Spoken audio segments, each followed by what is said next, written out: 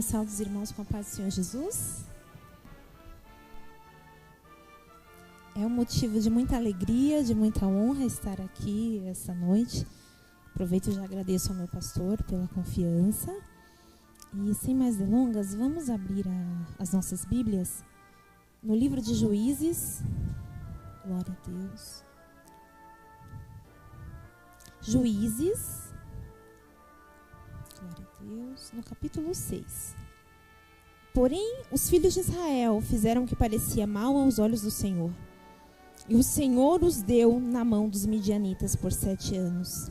E prevalecendo a mão dos midianitas sobre Israel, fizeram os filhos de Israel para si, por causa dos midianitas, as covas que estão nos montes e as cavernas e as fortificações.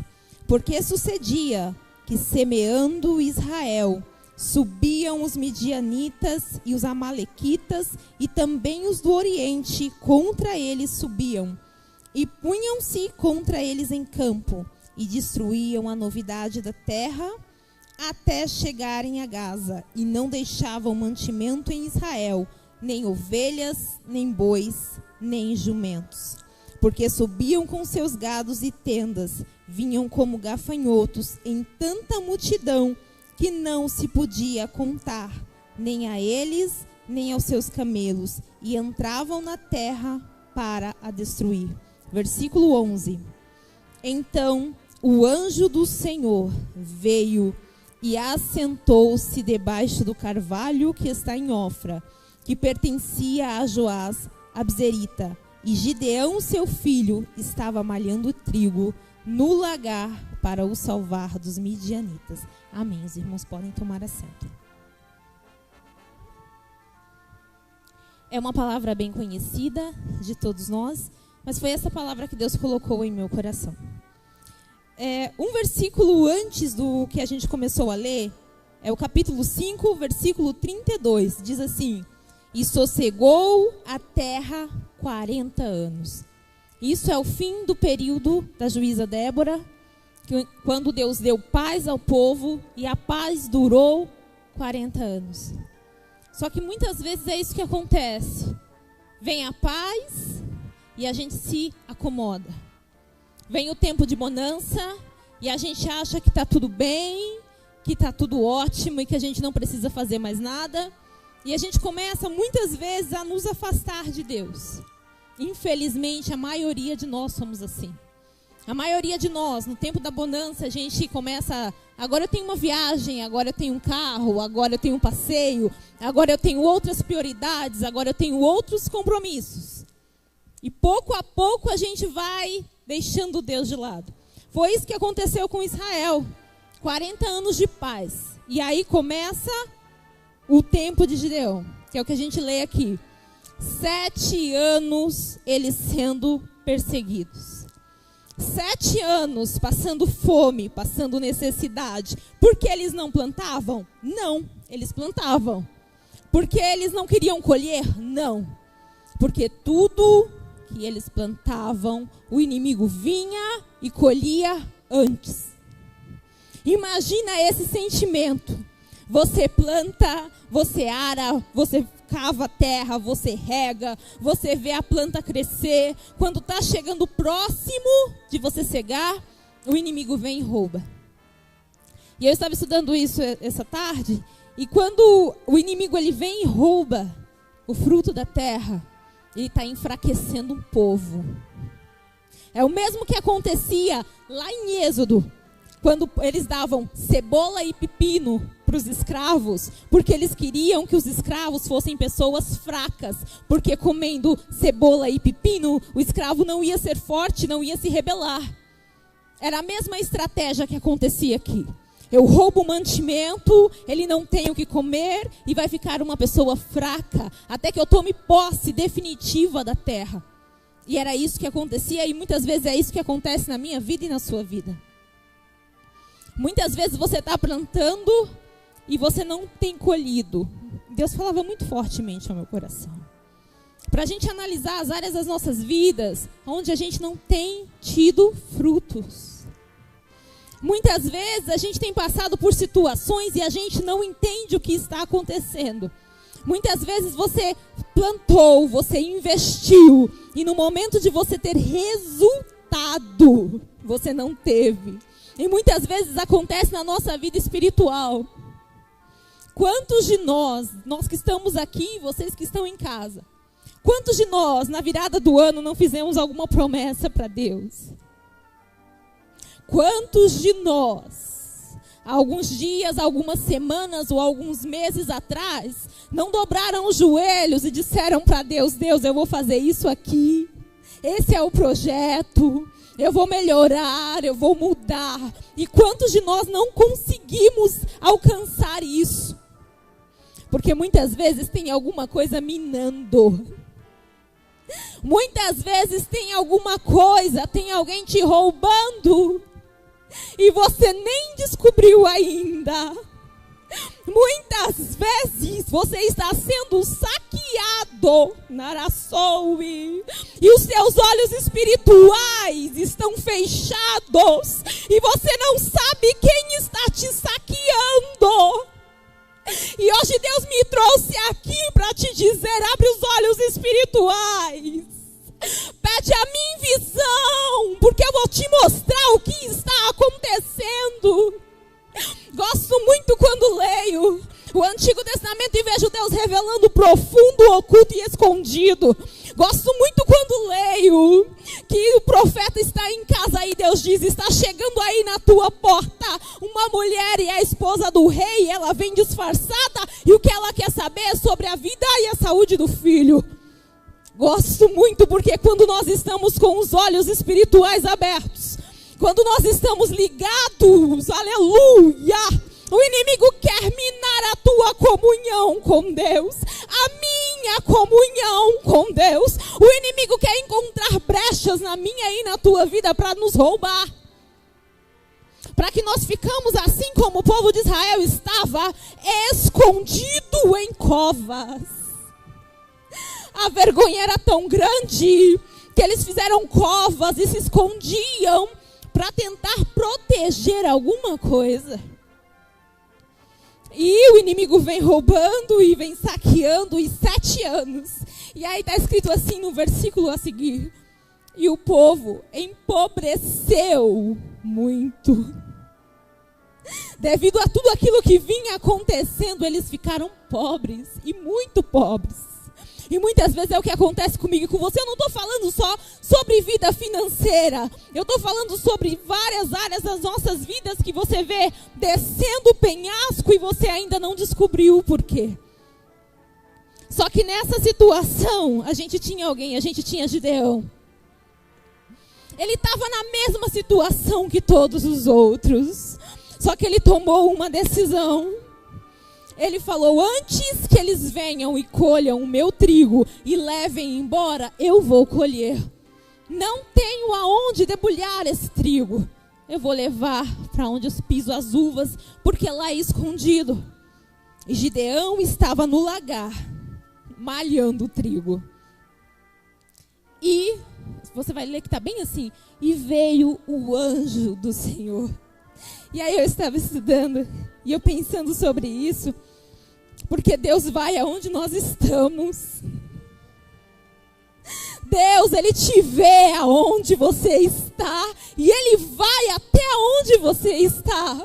É lindo de Deus, porque Deus não mede esforços para nos encontrar. Tem um hino que diz isso, que Ele escala montanhas, Ele faz o impossível para nos encontrar. E veio o anjo do Senhor aonde estava Gideão. Você imagina Deus desbancar um anjo para te encontrar onde você está? E Deus faz isso, e Deus faz muito mais do que isso, porque Ele nos ama. E veio um anjo aonde Gideão estava, e o anjo ficou debaixo do carvalho, na sombra, e se assentou. E a saudação que ele dá para Gideão é: homem aventurado, tu que é homem valoroso. E ele olha para si e diz assim: mas como valoroso? Ele diz assim: o Senhor é contigo, varão valoroso. É bonito que ele diz assim, se o Senhor é conosco, mas o anjo não disse, o Senhor é com vocês. O Senhor disse, o anjo disse, o Senhor é contigo. Porque Gideão tinha uma coisa que a maioria de nós às vezes tem. A chamada é particular. O propósito de Deus na vida de cada um é particular. Muitas vezes você quer levar a mãe, você quer levar o pai, você quer levar o esposo, a esposa, o filho. Mas o que Deus tem com cada um é particular. Por isso que a saudação do anjo é: varão valoroso, o Senhor é contigo. Mas a pergunta dele é: se o Senhor é conosco, por que é que nos sobreveio tudo isso? Do que são feitas as promessas que nós ouvimos os nossos pais dizer? O Senhor nos abandonou. E aí o anjo não responde. E eu pensei nisso também. Que a gente sempre ouve dizer que Deus, a gente não deve perguntar para Deus o porquê, né? E o anjo, Gideão, ele pergunta: por quê que aconteceu isso? Por quê? E o anjo diz assim: você vai vencer os midianitas, eu vou ser contigo. Quando ele pergunta assim, com o que eu vou vencer? Ele diz assim, você vai vencer porque eu irei contigo. Nós não devemos ficar perguntando por quê. Muitas vezes, a gente analisa a nossa vida lá para trás. A gente olha o nosso passado, a gente olha muita coisa que aconteceu e a gente fica perguntando por quê.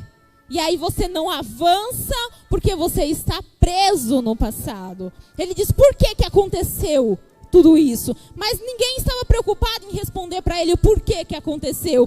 O anjo estava preocupado em que ele entendesse, daqui para frente as coisas vão ser diferentes. Daqui para frente as coisas vão mudar. É de hoje em diante que você tem que se preocupar. É de hoje em diante. E ele diz assim, tá bom, se é o Senhor mesmo que está falando comigo, me deixa fazer uma coisa, eu vou trazer um presente. Não sai, fica aqui. E eu acho bem interessante que o anjo diz assim, tudo bem, eu ficarei e te esperarei. Olha isso. Quantas vezes você parou para pensar no amor de Deus por você? Hoje nós ouvimos um irmão aqui contar o testemunho que ele superou essa doença, que ele superou o período do hospital e que ele já está de volta em casa. E muitas vezes todos nós aqui temos testemunhos, temos bênçãos, temos milagres, temos coisas que Deus fez nas nossas vidas. Mas quantas vezes a gente não para pensar e agradecer? Quantas vezes a gente não para dizer assim, nossa, Deus desbancou um anjo até a eira, até o lagar. Ele desbancou um anjo até aqui para me ajudar. E eu ainda pedi para o anjo esperar. E o anjo olha para mim e diz assim, tudo bem, eu te espero. Tudo bem, eu vou te espero. Vai lá e faz. E ele traz os pães, ele traz o cabrito e coloca sobre a penha. O anjo manda ele colocar sobre a penha. Ele estende o cajado. E quando ele estende o cajado, o fogo vem da penha e consome. Era apenas uma refeição. Eu tenho para mim que Gideão fez um teste. Aleluia. Dependendo da forma com que essa pessoa receber o presente que eu estou fazendo, vai me dizer se é Deus ou se não é Deus. Se fosse uma pessoa comum, ia comer o que ele trouxe.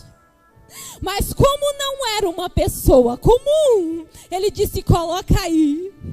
E o fogo consumiu e aquilo se tornou um holocausto. Uma oferta de sacrifício.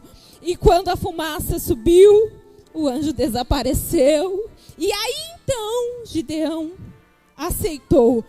Eu vi Deus, eu vi um anjo e agora eu vou perecer. E o anjo disse para ele, calma. Você não vai perecer. Calma. E ali ele faz o Senhor, ele faz um holocausto, ele faz um altar e diz, o Senhor é paz. Porque o anjo diz para ele, a paz seja contigo, você não vai perecer. Qualquer um, em outra situação, vendo todos esses milagres, estaria confiante, correto? Talvez. Porque cada um de nós temos uma estrutura. E eu acho maravilhoso isso. Porque Deus não quer que você seja igual ao irmão que está do teu lado. Deus não exige que eu seja igual ao pastor. Deus, Ele me conhece do jeito que eu sou. Com todas as minhas falhas, com todas as minhas limitações. E Ele me ama do jeito que eu sou.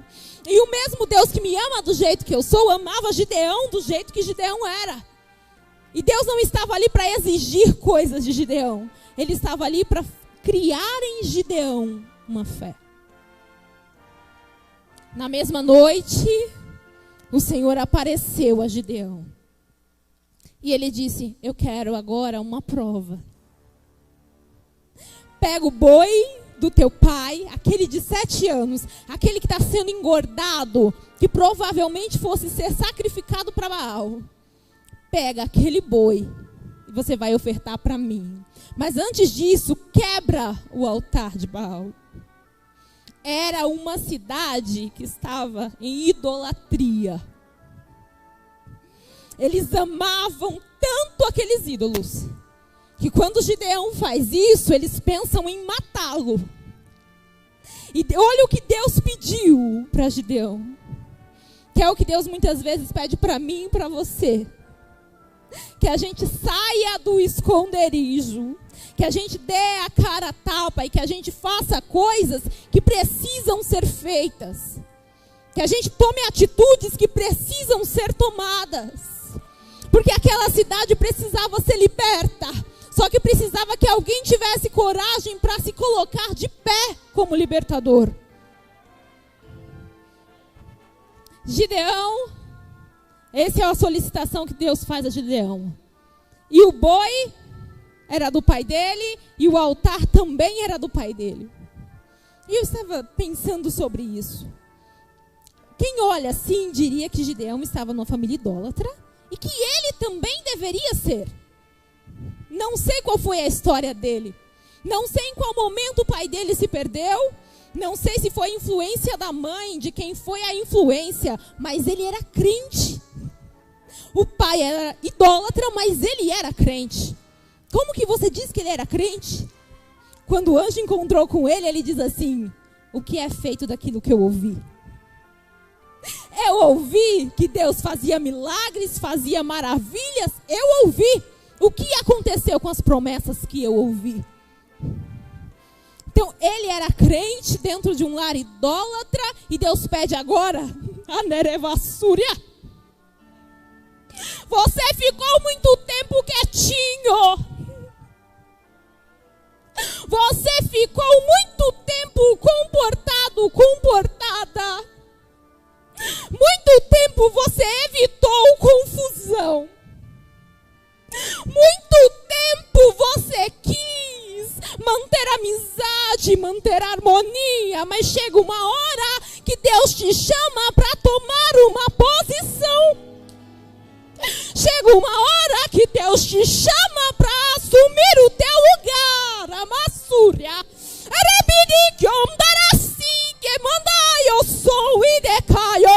Hoje é um dia, é uma noite de decisão, onde Deus chama pessoas a tomar posição, onde Deus chama pessoas a se posicionar. Deus chama pessoas a se posicionar. Aleluia! Em Isaías, se eu não me engano, no capítulo 13, tem um versículo que eu gosto muito, que diz assim: que o Senhor dos exércitos passa em revista o seu exército. E Deus está fazendo isso conosco nesses últimos tempos. Deus está passando em revista o seu exército. Porque para as coisas mudarem, as pessoas precisam mudar. Porque para a situação mudar, a gente precisa tomar posição. Parecia que aquilo era se rebelar contra o pai. Mas se é Deus quem está mandando e se é Deus quem está pedindo, Gideão obedeceu. Ainda com um pouquinho de medo. Por isso ele foi à noite. Talvez se tivesse ido de dia, talvez eu não tivesse nem terminado a tarefa. Amanheceu o dia.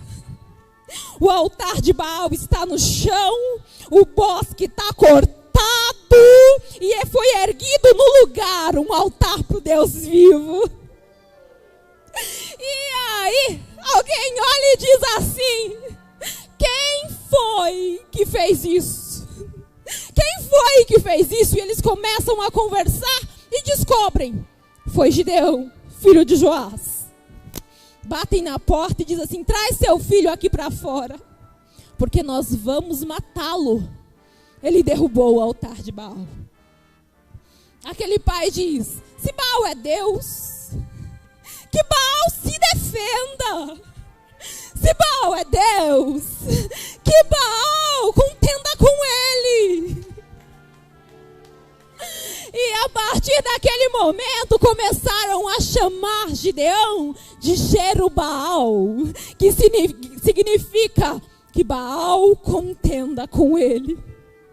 A partir do momento que nós tomarmos a nossa posição, nós seremos marcados e chamados por aquilo que fizemos.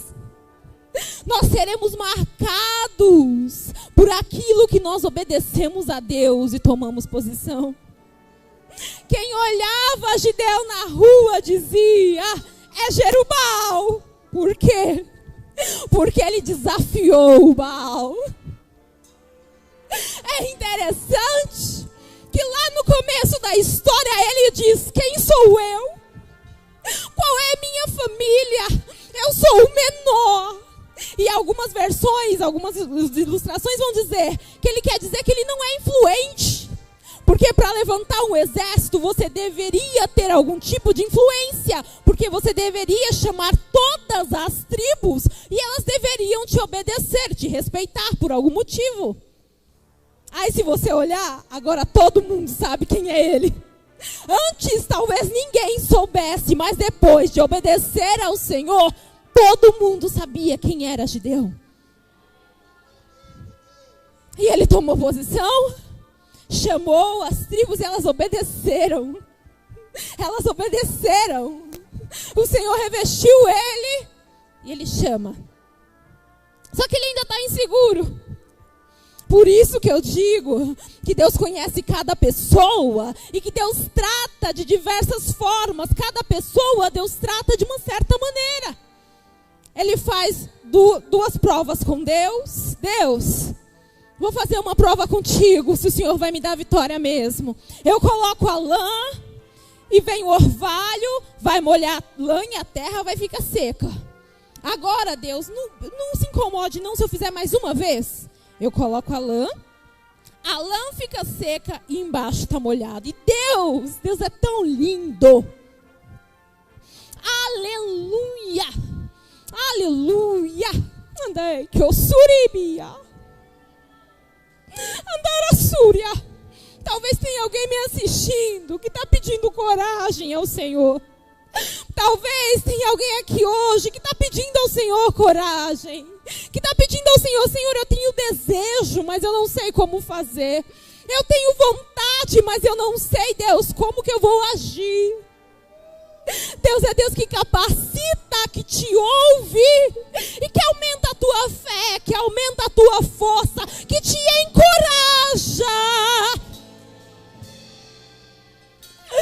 Hoje Deus me trouxe aqui para te encorajar.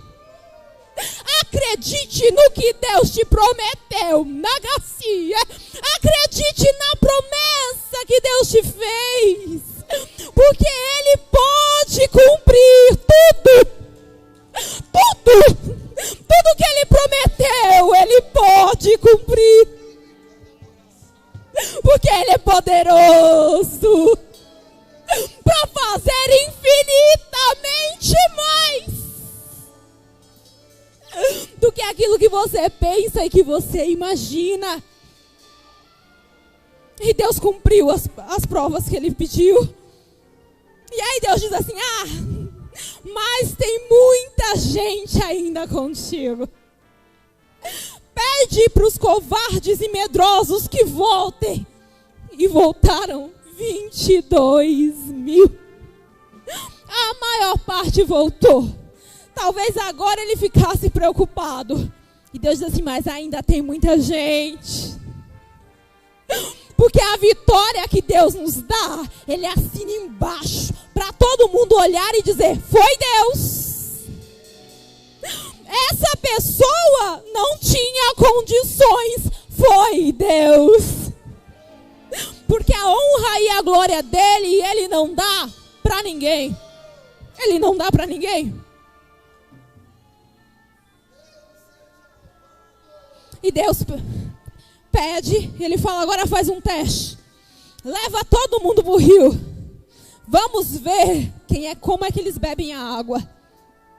A maioria, aleluia, bebeu a água desatento, ravassúria, onde eu sou.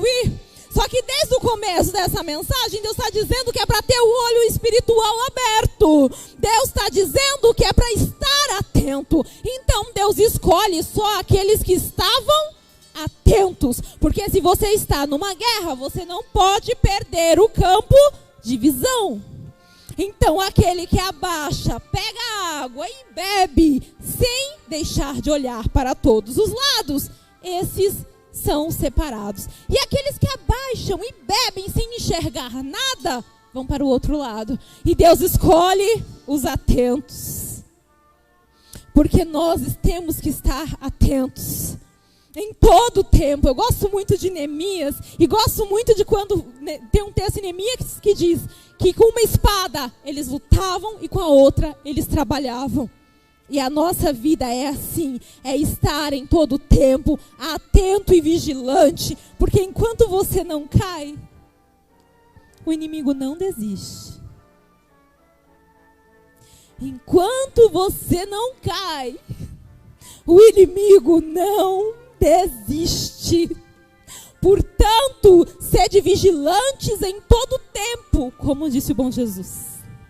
Vigiai em todo tempo para que não caiais em tentação. 300 foram selecionados. Jesus, glória a Deus. 300 foram selecionados. Cântaro, tocha e buzina. Vocês viram eu falar em espada? Vocês viram eu falar em espada? Não. Cântaro, que é um vaso, a tocha dentro do vaso e uma buzina. Essas eram as armas de guerra que Deus mandou que Gideão mandasse o povo levar. Obedeça, aleluia. Se a arma de guerra que Deus te mandou usar é meio estranha, obedeça, porque quem garante o resultado final é o Senhor. E antes deles irem, aleluia, Deus diz para Gideão: desce agora, porque a vitória está garantida. Anderevaio. Mas se você ainda está com medo, pega o seu moço e desce com ele, só os dois. E lá você vai ouvir o que eles estão falando. E quando ele desce, ele ouve dois homens conversando. E um deles diz assim: eu tive um sonho meio estranho. Eu sonhei que tinha um pão torrado, e era um pão de cevada, e estava rondando a tenda, e o pão rodava a tenda, e derrubou a tenda, e virou de perna para o ar. E o outro diz assim: Anassouria, isto não é outra coisa, senão a espada de Gideão, porque o Senhor tem levantado Gideão para vencer todo esse acampamento.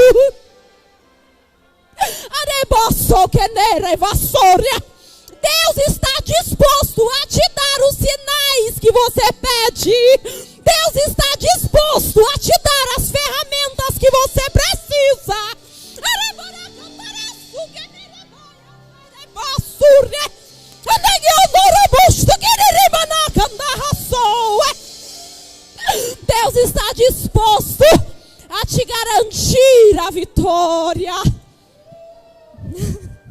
Gideão ouve aquilo, ajoelha e glorifica. E ele sobe, ajunta os 300 e vão todos eles, ele organiza. E quando eles quebram os vasos e tocam as buzinas com a tocha acesa, o inimigo se confunde, fica morrendo de medo, briga um contra o outro e a guerra se acaba. Você pensou que ia ser mais difícil, né? Andar é bolso, você pensou que ia ser mais complicado. Mas se é Deus que está indo na tua frente, a tua vitória é garantida em nome de Jesus.